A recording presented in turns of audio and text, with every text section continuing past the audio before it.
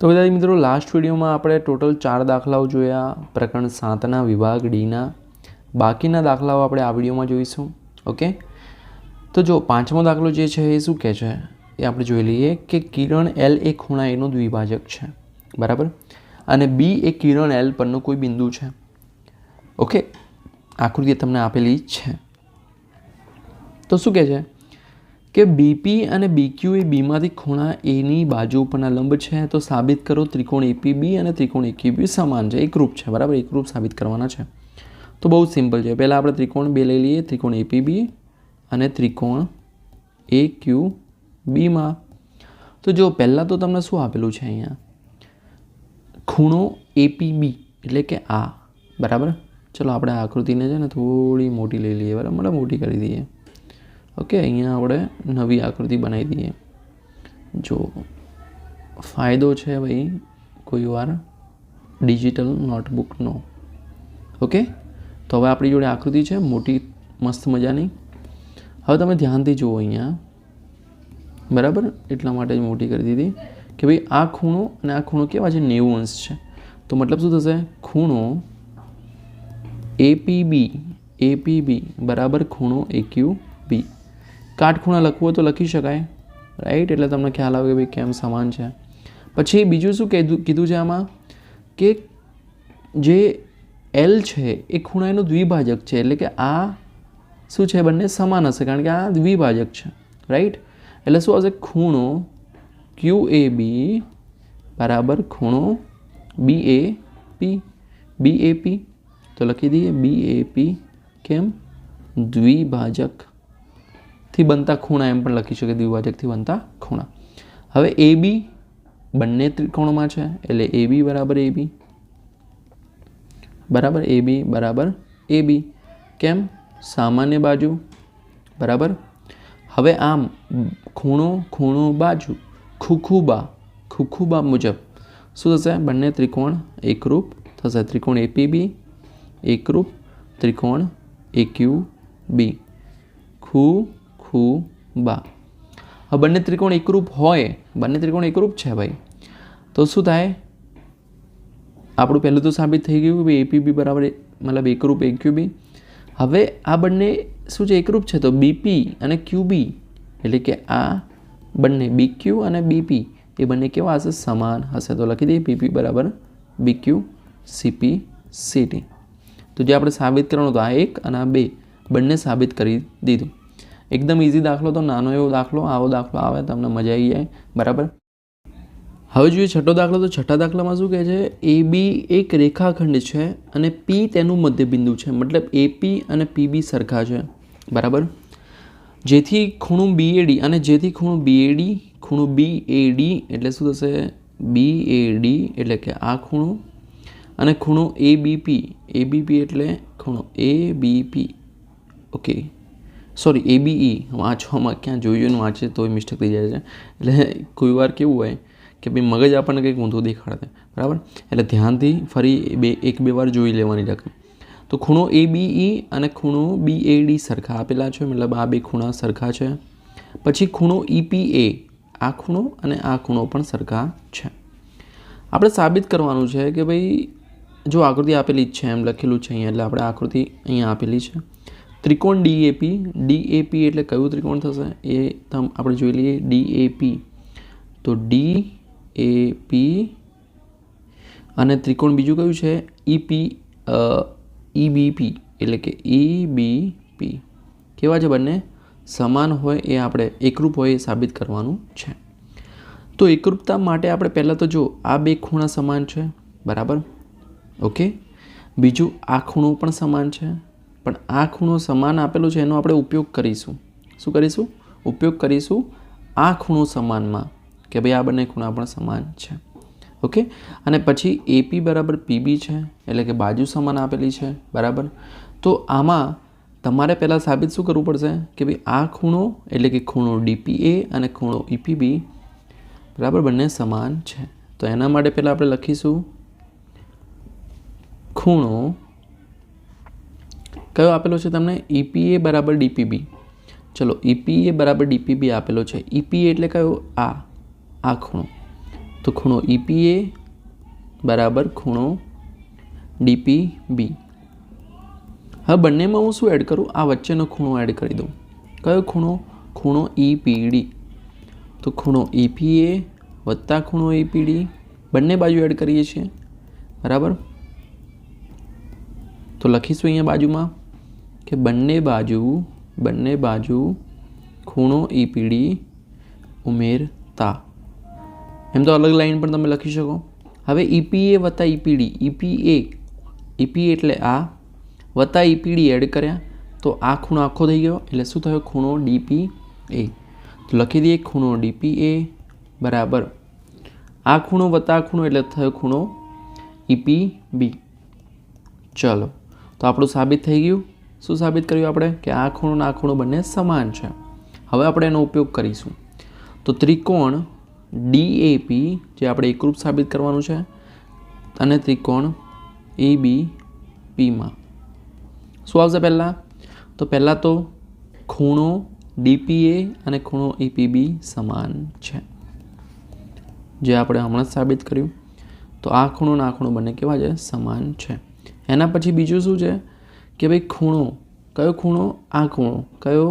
ખૂણો DAP અને ખૂણો EBP પણ સમાન છે. તો લખીશું ખૂણો DAP અને ખૂણો EBP બરાબર, જે તમને આપેલું છે, ઓલરેડી આપેલું છે. ઓકે, સમજી ગયા? એના પછી નેક્સ્ટ સ્ટેપ શું છે કે ભાઈ AP બરાબર PB. તો લખી દઈએ AP બરાબર PB.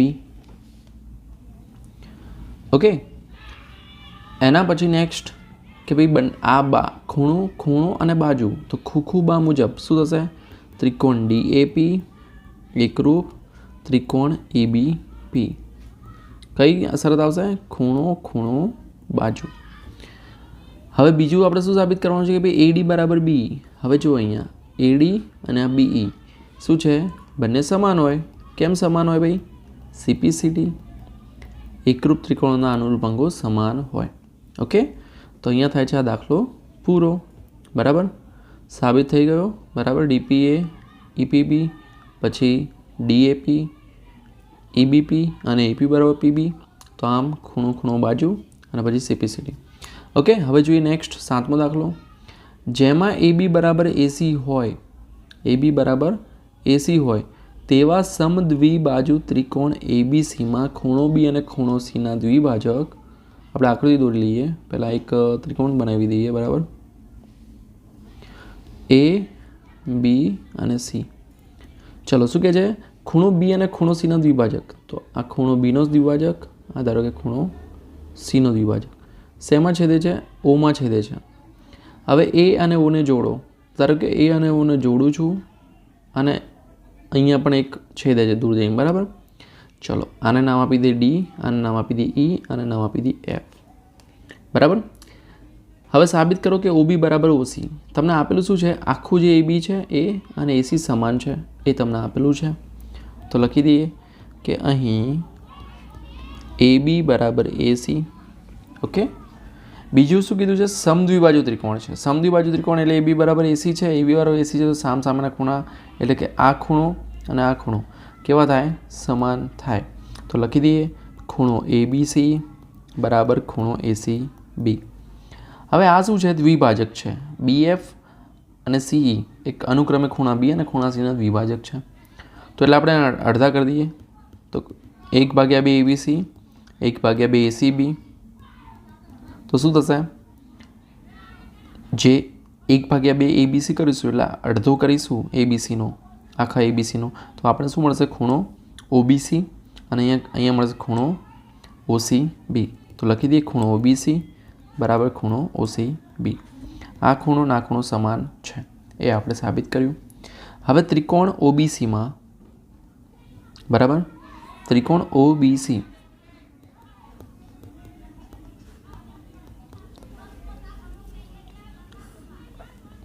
આ ખૂણો અને આ ખૂણો સમાન છે. બરાબર, તો શું લખીશું? ખૂણો OBC બરાબર ખૂણો OCB.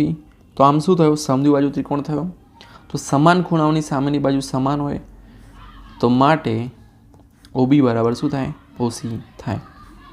બરાબર. તો જે આપણે સાબિત કરવાનું થઈ ગયું. ખબર પડી કેવી રીતે સાબિત કર્યું આપણે આ બે ખૂણા સાબિત કર્યા એટલે આપણે શું સાબિત થઈ ગયું? સીધું સાબિત થઈ ગયું કે ભાઈ OB અને OC પણ સમાન હોય. કેમ? સમાન ખૂણાઓની સામેની બાજુ સમાન હોય. ઓકે. હવે એના પછી AO એ ખૂણા એનો દ્વિભાજક છે. તો AO એ દ્વિભાજક હોય તો એ સાબિત કરવા માટે આપણે શું કરવું પડે? આ બે ખૂણા સમાન સાબિત કરવા પડે. બરાબર. તો તમે મતલબ ધારો કે OD સુધી ના લંબાવો અને ખાલી આટલું દોરો, બરાબર, ડીને એડ જ ના કરો તો પણ તમને ખ્યાલ આવી જાય. કેવી રીતે?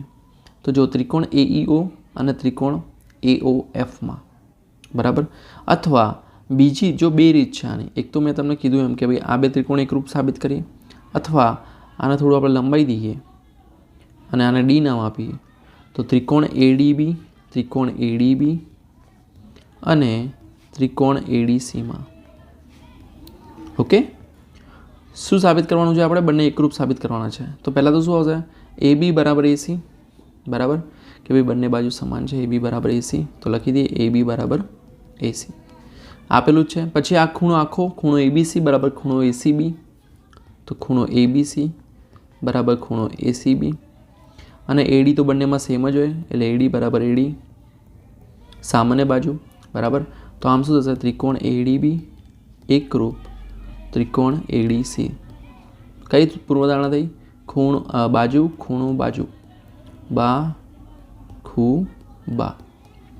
હવે આ બંને એકરૂપ છે તો શું થાય કે ભાઈ કયો ખૂણો? આ ખૂણો BAD બરાબર ખૂણો CAD, ખૂણો BAD બરાબર ખૂણો CAD, CP CT.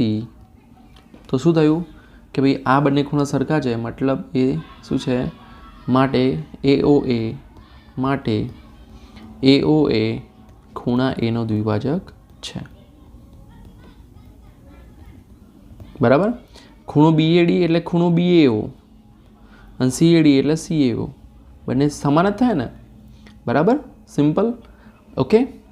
એના પછી નેક્સ્ટ 8મા નંબરનો દાખલો. ત્રિકોણ ABCની બે બાજુ AB અને BC તથા મધ્યગા AM એ ત્રિકોણ PQRની અનુરૂપ બાજુ PQ અને QR તથા મધ્યગા PN સમાન છે. મતલબ AB બરાબર PQ છે, AM બરાબર PN છે અને BM બરાબર QN છે. તો આપણે સાબિત કરવાનું છે પહેલું ત્રિકોણ ABM એકરૂપ ત્રિકોણ PQN. તો પહેલાં લખીશું ત્રિકોણ ABM અને ત્રિકોણ PQNમાં. ઓકે. તો પહેલાં તો શું આવશે? AB બરાબર PQ, બરાબર, આપેલા જ છે, બધું આપેલું છે આપણને તૈયાર, બરાબર. પછી શું આવશે? BM બરાબર QN, એ પણ આપેલું છે. AM બરાબર PN. તો બા પ્રમાણે ત્રિકોણ ABM એકરૂપ ત્રિકોણ PQN. કઈ પૂર્વધારણા? બાજુ ત્રણ બાજુ એકરૂપ સમાન છે. તો આમ થઈ ગયું પહેલું તો સાબિત આપણે ત્રિકોણ ABM એકરૂપ ત્રિકોણ PQN. હવે ABM અને PQN એકરૂપ હોય તો એમના ખૂણા પણ કેવા હોય? એકરૂપ સમાન જ હોય. એટલે ખૂણો ABM એટલે કે ABC, તો ખૂણો ABC બરાબર ખૂણો PQR. કેમ? CP CT. બરાબર. હવે આપણે બીજું શું સાબિત કરવું છે? ABC એકરૂપ PQR સાબિત કરવા છે. તો ત્રિકોણ ABC અને ત્રિકોણ PQRમાં પહેલું તો શું છે? AB બરાબર PQ, તો લખી દઈએ કે ભાઈ AB બરાબર PQ. બીજું આ ખૂણો આપણે સમાન સાબિત કર્યો તો લખી દઈએ ખૂણો ABC બરાબર ખૂણો PQR. હવે બીજું શું છે કે ભાઈ જે BC છે, BC અને QR પણ સરખા છે તો BC બરાબર QR. તો શું થયું? બાજુ ખૂણો બાજુ પ્રમાણે શું થશે? બંને ત્રિકોણો એકરૂપ સાબિત થઈ ગયા. કઈ? બા પૂર્વધારણા. બરાબર. હવે 9મો દાખલો શું કહે છે? જેમાં AD બરાબર AC હોય તેવો સમદ્વિબાજુ ત્રિકોણ ABC છે. આ ત્રિકોણ ABC સમદ્વિબાજુ ત્રિકોણ છે. બરાબર. ઓકે. આપેલી છે આકૃતિ. AD બરાબર શું છે? AD બરાબર AB છે. તેવું બિંદુ D લીધું છે BA પર, બરાબર, BA પર બિંદુ D લીધું છે. સાબિત કરો કે ખૂણો BCD કાટખૂણો છે. આપણે કાટખૂણો સાબિત કરવાનો છે. તો પહેલાં તો અહીંયા શું છે, તો અહીં AB બરાબર AC છે અને AD બરાબર શું છે, AB છે. બરાબર. AB બરાબર AC અને AD બરાબર AB, એટલે કે આ ત્રણ બાજુ સમાન છે. તો શું થાય, AC બરાબર શું થાય, AC બરાબર AD થાય, રાઈટ. કારણ કે AB બરાબર AC અને AD બરાબર AB, તો AB બરાબર AC થાય અને AD બરાબર AC થાય. તો આમ ત્રણ બાજુ સમાન થાય, કન્ફ્યુઝન નહીં કરવાનું, સિમ્પલ. તો ત્રિકોણ ABCમાં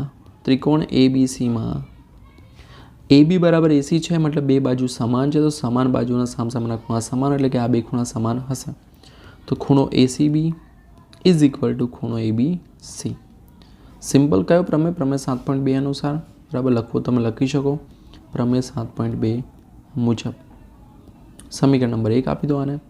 સેમ વેમાં આ ત્રિકોણ ADCમાં, તો ત્રિકોણ ADCમાં શું છે, AD બરાબર AC છે, બરાબર. AC બરાબર AD છે. તો શું થશે, ખૂણો ACD બરાબર ખૂણો ADC. તો ખૂણો ACD બરાબર ખૂણો ADC. ફરી પ્રમેય 7.2 બીજો નંબર આપી દો આને. હવે સમીકરણ 1 અને 2નો સરવાળો કરીએ. આપણે શું કરીએ, સરવાળો. સમીકરણ 1 અને 2નો સરવાળો કરતા.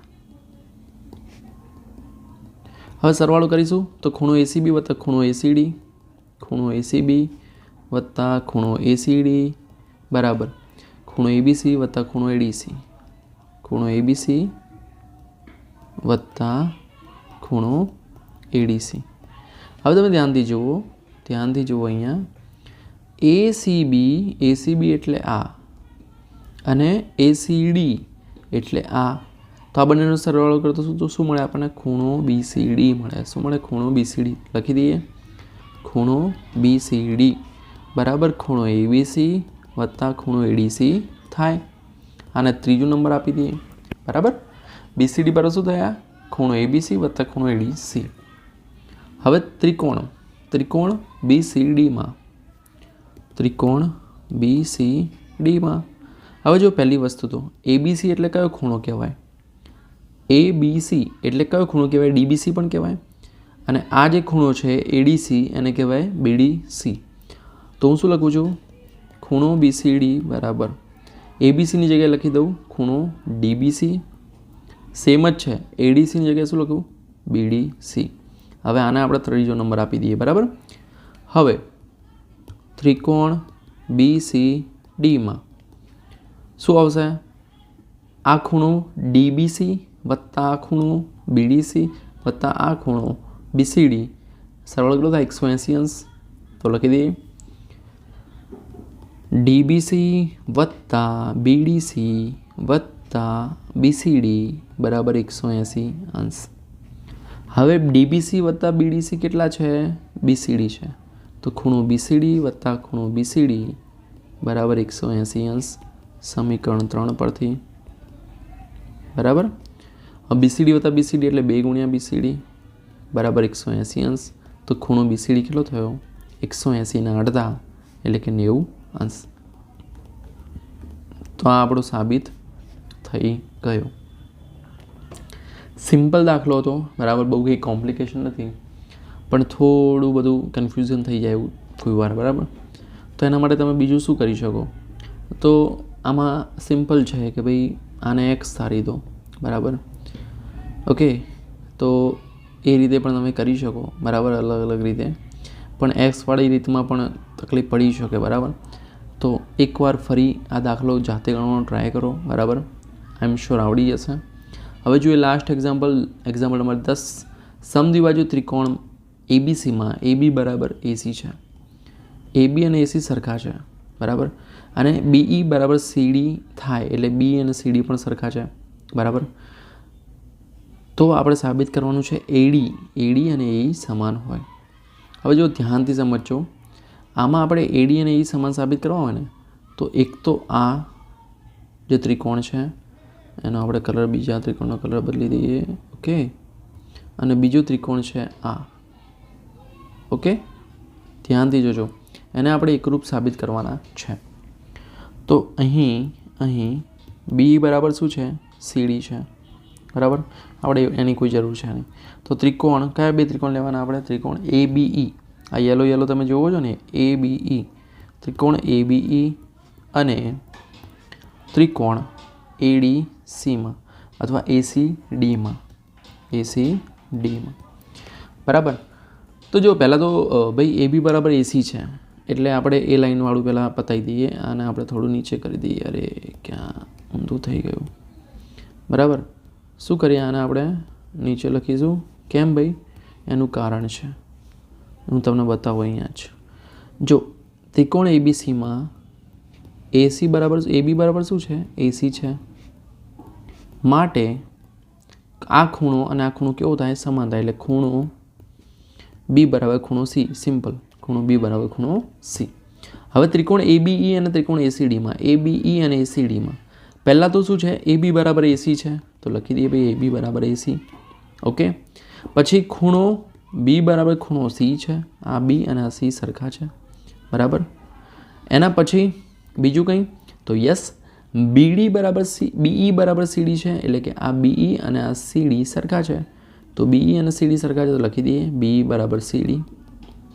તો આપણી કઈ પૂર્વધારણા થઈ? બાજુ ખૂણો બાજુ પ્રમાણે શું થશે? ત્રિકોણ ABE એકરૂપ ત્રિકોણ ACD. બાખુબા. અને બાખુબા મુજબ એકરૂપ થયા માટે AE બરાબર શું થાય? AD. તો લખી દઈએ AE બરાબર AD. શું લખીશું? CPCT કે ભાઈ AE અને AD સમાન છે, જે આપણે સાબિત કરવાનું હતું. થઈ ગયું સાબિત. બરાબર, એકદમ ઇઝી હતો દાખલો. બરાબર. તો વિદ્યાર્થી મિત્રો, આ વિડીયોમાં આપણે ટોટલ બે વિડીયોમાં પૂરેપૂરું પ્રકરણ નંબર 7 પતાવ્યું. હવે નેક્સ્ટ વિડીયોમાં આપણે પ્રકરણ નંબર 8 જોઈશું. ઓકે, તો ફરી મળીએ નેક્સ્ટ વિડીયોમાં. ત્યાં સુધી good bye, take care, all the best.